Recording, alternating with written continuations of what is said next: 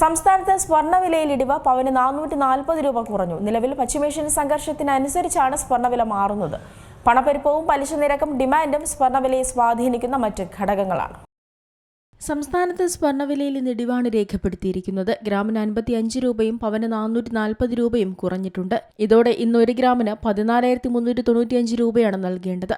പവന് 1,15,160 രൂപയുമായി. 18 ക്യാരറ്റ് സ്വർണ്ണത്തിന് ഗ്രാമിന് 45 രൂപ കുറഞ്ഞ് 11,830 രൂപയും 14 ക്യാരറ്റിന് ഗ്രാമിന് 35 രൂപ കുറഞ്ഞ് 9,210 രൂപയുമായി.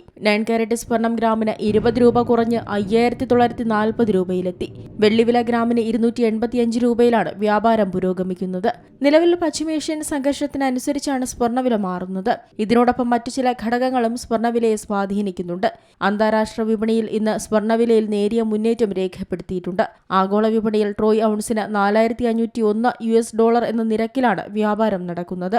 അമേരിക്കയും ഇറാനും തമ്മിലുള്ള താൽക്കാലിക വെടിനിർത്തൽ നീട്ടിയേക്കുമെന്ന ശുഭസൂചനകളാണ് വിപണിയിൽ പ്രതിഫലിച്ചത്.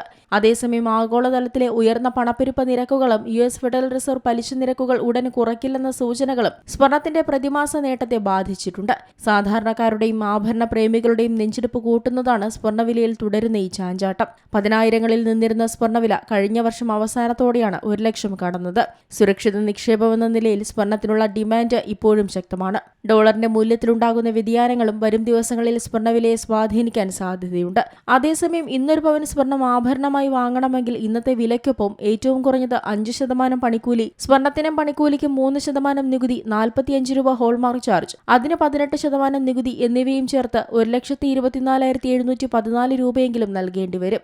ആഭരണങ്ങളുടെ ഡിസൈൻ അനുസരിച്ച് പണിക്കൂലിയിലും വ്യത്യാസമുണ്ടാകും. Business desk, Zee Malayalam news.